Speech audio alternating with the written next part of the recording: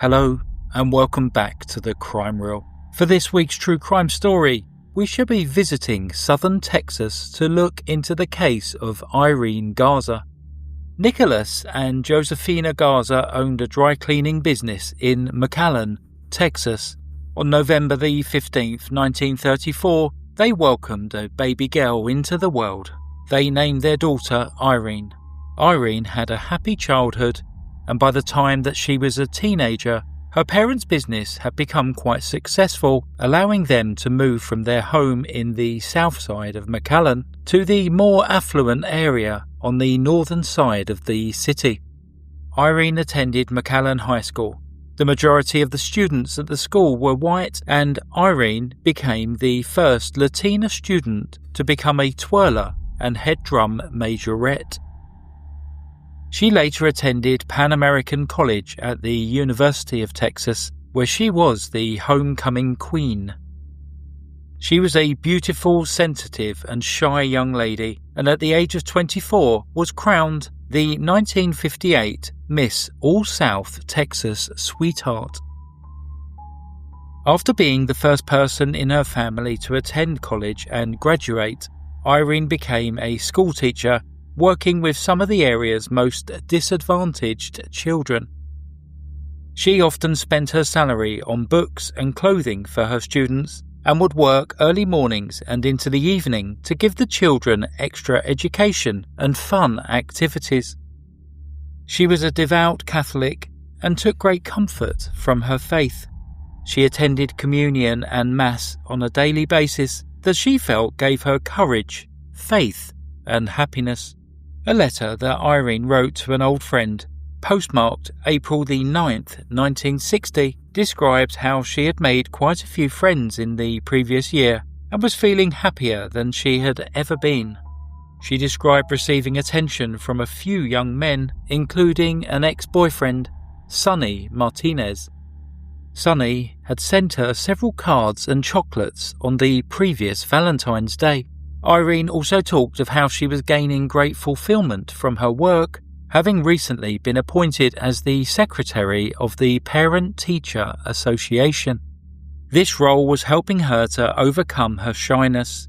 She spoke with great fondness and affection of the children that she taught, and had a true passion for educating some of the area's most deprived children to give them the best opportunities and chances for their futures.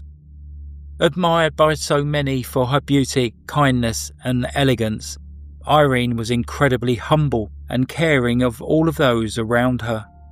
She told her friends that she hoped to marry and have a large family one day, but was in no hurry for this to happen, instead concentrating on her teaching and her church. On Saturday, April the 16th, 1960, the day before Easter Sunday, Irene had been busy preparing Easter baskets and was helping to plan the Easter egg hunt for the children of the parish, which was due to take place the following morning. At approximately 6:30 p.m, Irene borrowed the family car to go to confession at the Sacred Heart Church in McAllen. She told her mother that she would not be out for long and drove the 12 blocks to the church. Many people saw her arrive that evening. One person noticed Irene make the sign of the cross as she entered. Another witness saw her kneeling by herself in a pew in the 5th row.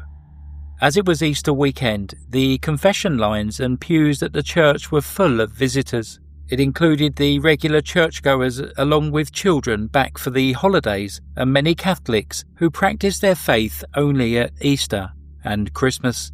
A fellow parishioner remembered speaking to Irene to ask if she could go in front of her in the lengthy confession line as she was running late. Needless to say, Irene happily obliged. Several people remember Irene placing a white veil over her head whilst waiting for confession. Irene was wearing a sleeveless lavender blouse, a pleated flower skirt and beige shoes. She was also carrying a black patent handbag.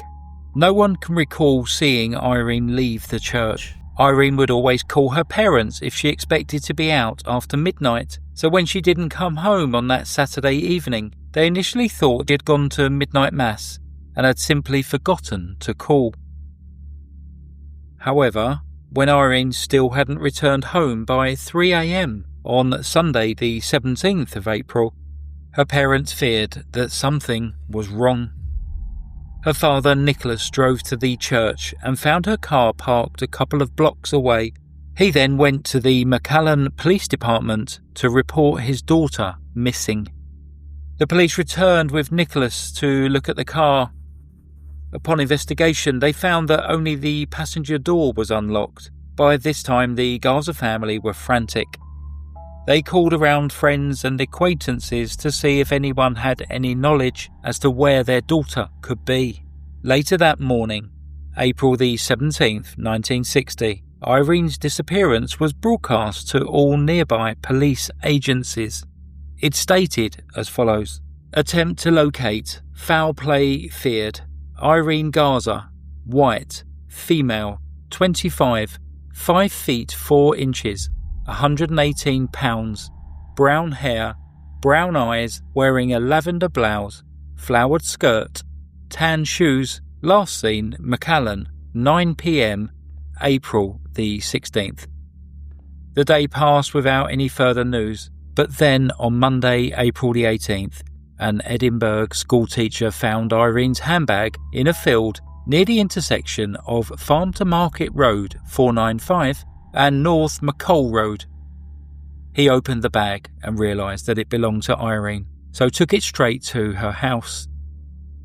Due to the condition of the bag, investigators determined that it must have been dropped sometime after the heavy rainfall that had occurred the previous day. On the same day, just a few hundred yards from where the bag had been found, a passerby discovered Irene's left shoe on an empty stretch of McColl Road.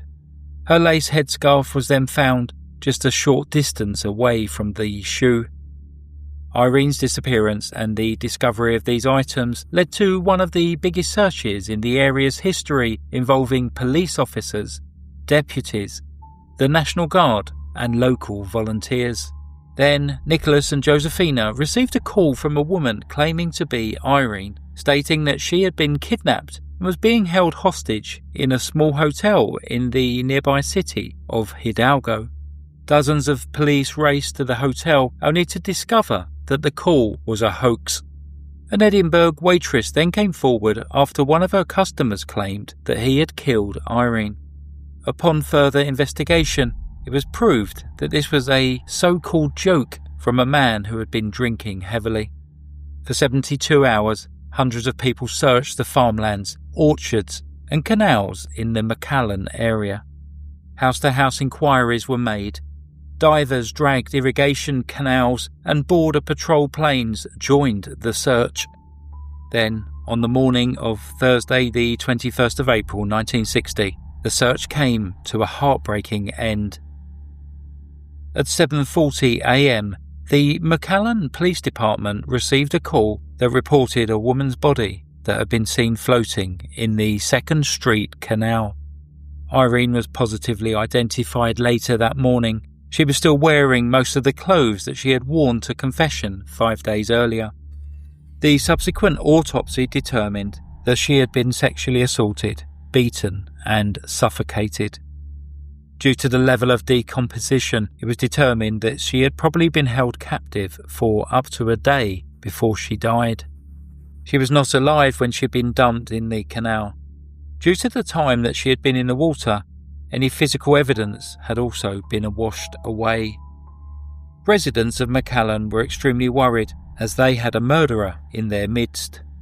Speculation and rumours were rife. There were whispered conversations that the murderer was a priest that caused great concern among this religious community. Officials questioned over 500 people across several southern Texas cities.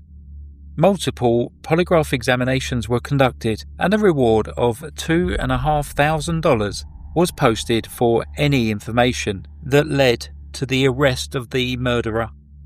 This reward was the largest sum ever offered in that area and was later increased to $10,000. Despite extensive efforts, the police found little in the way of evidence. Their only clue was a muddy shoe print on the bank of the 2nd Street Canal, 4 blocks away from the spot where Irene had been found. Inside the footprint, there was a strand of Irene's hair. It was surmised by those involved in the case that this was the location where the killer had unloaded Irene's body from a car, dumping her into the water below. The police could also make out a faint imprint which they believed was made by Irene's petticoat, as well as some tyre tracks on the banks of the canal. The efforts of the police were hampered by the heavy rain that had fallen in the area in the previous few days. Despite their best efforts and the making of casts, the police could only extract minimal information from the shoe print. They decided that it was most likely a man's shoe between the sizes of 8 and 11. Over the following 6 days, the canal where Irene had been found was drained. On April the 27th, police investigators recovered a light green Eastman Kodaslide 35mm viewer. This viewer had an electric cord plug. It was found very close to where they believed Irene's body had been dumped into the canal. Initially unsure whether this item had any bearing on the case, McAllen Police Chief Clint Mussey told reporters that they were doing everything possible to run down any lead which might be even remotely connected with the crime. However, throughout their relentless investigation, one name kept coming to their attention: John Feit, spelt Foxtrot Echo India Tango. He was a 27-year-old priest who had recently finished his seminary training in San Antonio. He was a visiting priest at the Sacred Heart Church, where Irene had last been seen. Feit was the person who heard Irene's last confession. This confession had taken place in the church rectory, a fact that was seen as very inappropriate by other members of the clergy. It also came to light that Nicholas and Josephina had visited Feit the day after their daughter's disappearance. Feit claims that they were asking about Irene's confession and whether anything had happened that could have upset her. However, a Garza family member has stated that Nicholas was asking Feit, "What have you done with my daughter?" On the evening of Irene's disappearance, churchgoers reported that Father Feit's confession line moved particularly slowly, and he was seen leaving the sanctuary several times. This was seen as unusual by many. Later in the evening, fellow priests noticed scratch marks on Feit's hands when he returned for midnight mass. Feit was brought in for questioning after it was discovered that he had purchased the exact same Kodaslide viewer several months earlier. During questioning, Feit initially denied having heard Irene's confession in the rectory that evening, but he later changed his story to admit that this did in fact happen.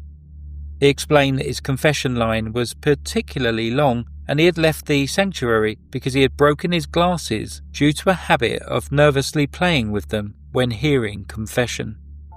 Feit also said that he had returned to the pastoral house to retrieve another pair of glasses, but when he arrived he realised he did not have a key. He then had to climb into the house through a second-floor window, explaining that this was how he had sustained the scratches to his hands.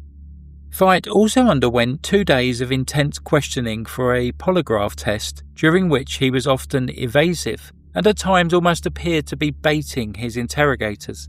He was controlling his breathing and purposely trying to defeat the recordings.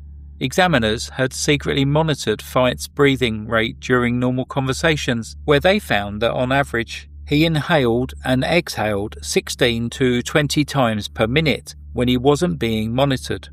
This is in contrast to the time when he was hooked up to the polygraph machine, when he would always take exactly 10 breaths per minute.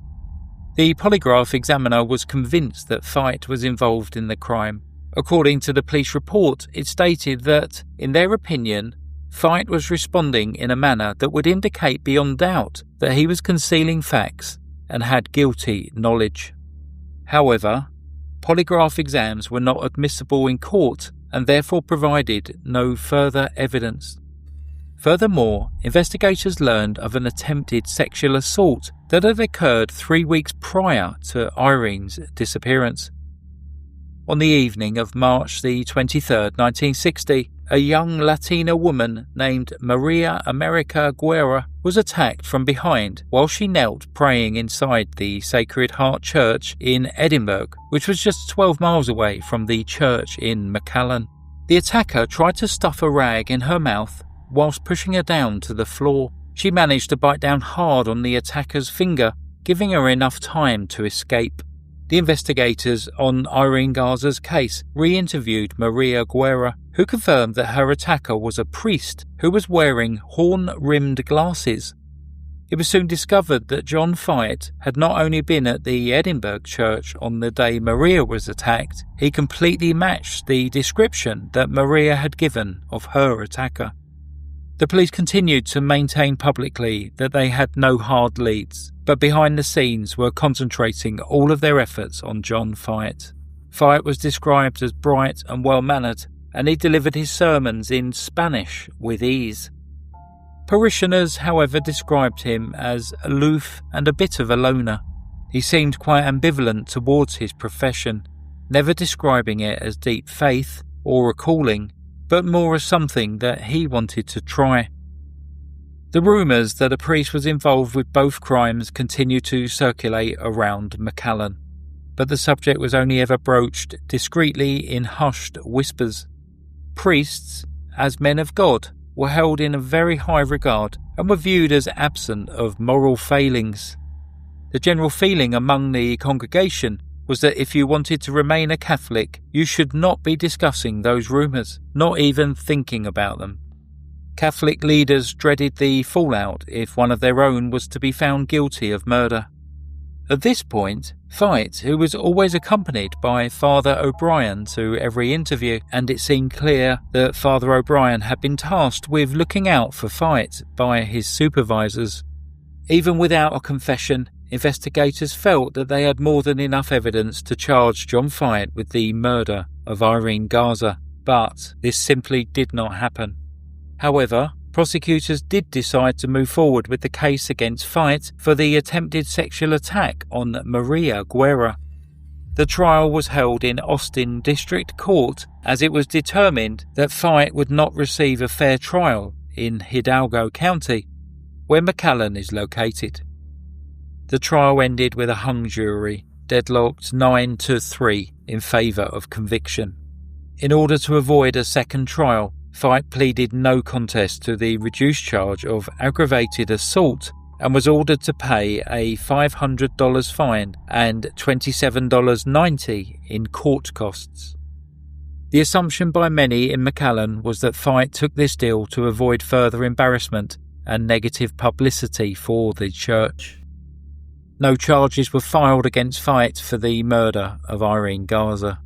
Gradually, law enforcement moved on to other cases, and the newspapers stopped reporting on the story. In the south side of the city, where injustice was often seen as an accepted fact of life, the whispers continued as to whether a deal had been struck to make this scandal disappear. Feit was sent to a monastery with Father O'Brien promising Irene's family that the church would punish Feit if it found that he had done wrong. Father O'Brien is rumoured to have told Nicholas and Josephina that the church's punishment was greater than any sentence that could be handed down by the courts. In 1963, Feit was sent to Assumption Abbey, a monastery in Missouri. He was put in the care of a monk by the name of Dale Tashany, who was informed that he needed to support Feit and train him to be a monk. While he was there, Feit confessed to Tashany that he had hurt one young lady and murdered another. Dale Tashany said that he felt that it was not his job to judge Feit, and as such this confession was not reported to the authorities. Once it was clear that Feit was never going to be a monk, Tashany was given the job of ensuring that Feit would not be a danger once he left the monastery. This was a role that Tashany was by no means qualified for. John Feit was later sent to a treatment retreat for troubled priests in New Mexico, where he worked his way up to a supervisory role. In 1970, Feit left the priesthood and married a young lady called Mary that he had met at a church in Albuquerque. He moved to the Phoenix area with his wife, and they soon became parents to 2 daughters and also a son. For several years he worked as an insurance salesman. Sometime in the early 1980s, Feit began volunteering at local churches and continued to live a supposedly normal life with his wife and 3 children. He then retired in the early 2000s. Contrastingly, any normality in Nicholas and Josefina Garza's life had been completely destroyed. They both passed away in the 1990s, having never seen anyone prosecuted for their daughter's murder. However, thanks to some dogged determination on the part of Noemi Pons Sigler, a cousin of Irene Garza, this case was about to be revitalized. Noemi contacted Sonny Miller, a detective with the McAllen police force, who agreed to pull the old files on Irene's murder to see if he could shed any light on the case. He soon found more evidence, but to his and Noemi's frustration, the district attorney still had no interest in filing charges. Sonny Miller also found that in the years following Irene's murder, everyone lost interest or was told to lose interest in the case. Sometime after the initial investigation in the 1960s, candlesticks from the Sacred Heart Church had been discovered near the canal where Irene had been found. However, these were never compared to the wounds on Irene's head. Noemi and Sonny Miller talked to many people involved or aware of the initial investigation, and it was clear that there was so much frustration that a man everyone considered guilty had walked free. It would seem that for whatever reason, the powers that be had not wanted a priest put on trial for murder and sexual assault. Separately from Noemi and Miller's investigation, in 2002, the Texas Rangers had formed a cold case unit, and McAllen's police chief had asked them to review Irene's case. The hope was that with the developments in technology and DNA testing, this would allow them to secure a conviction. DNA tests were performed on the clothes that Irene had been wearing when she was murdered, but they had been in the water for too long and no DNA was discovered. Once again, it looked like this cold case was never going to be solved. Meanwhile, Dale Tashney, the monk from Missouri, was feeling conflicted about the fact that he had remained silent over Feit's confession for all of these years. He decided that the time had come for him to make amends. Tashney contacted George Sadler, a detective with the San Antonio police, advising him about Feit's confession 40 years earlier to a murder that took place at Easter in the early 1960s. However, because Feit had arrived at the monastery from San Antonio, Tashney believed that the murder had taken place in San Antonio and not McAllen. The letter that Tashney sent to the police had so many details that, if true, it would have been possible to corroborate with physical evidence. However, due to the confusion over the location, the connection wasn't made with Irene's murder. By pure chance, a visiting Texas Ranger saw the list of cases that George Sadler was working on and commented about a similar case that his partner was looking into as part of the cold case unit. Finally, this led to a break in the case when they realised that the 2 cases were one and the same. In 2002, Father O'Brien also came forward with additional information. He finally confirmed that he had suspected Feit of Irene's murder at the time that it happened. He also told the police that Feit had confessed to him in the summer of 1960 that he had killed Irene. With this new evidence in hand, it felt as though there was finally enough to prosecute Feit for the murder of Irene Garza. However, once again, this was not to be. The Hidalgo County District Attorney, Rene Guerra, believed that the case was untriable. He questioned Tashney's details of Feit's confession and also questioned whether the investigators had fed Tashney any details of the case. In addition, the district attorney questioned whether Father O'Brien's version of events was credible, as by this stage he was suffering from a form of dementia. Finally, in March 2004, after pressure from Irene's family and months of negative publicity, René Guerra reluctantly agreed to bring the case to the grand jury. He appointed 2 prosecutors to handle the case, but from the start something didn't feel right about the way it was conducted. Feit was never subpoenaed, neither were the 2 main witnesses, Dale Tashney or Father O'Brien. The grand jurors were simply given audio tapes and transcripts of their interviews. In June 2004, the grand jury decided not to indict John Feit for the murder of Irene Garza.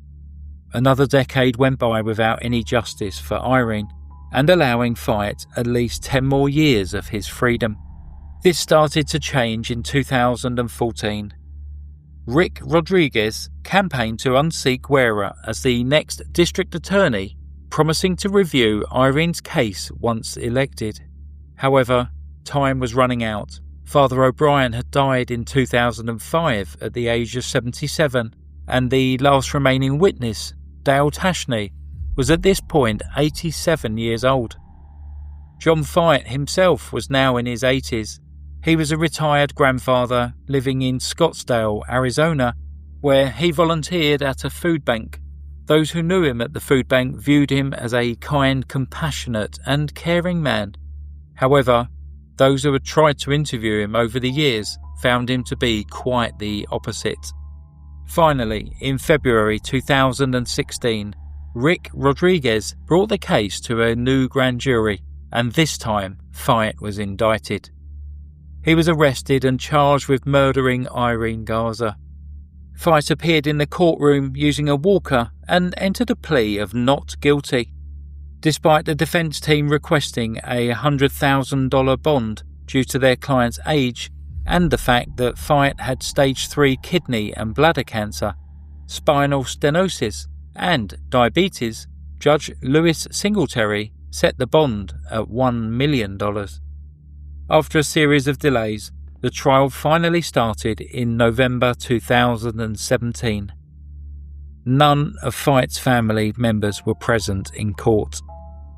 On December the 7th, 2017, the jury spent 6 hours deliberating before returning their verdict.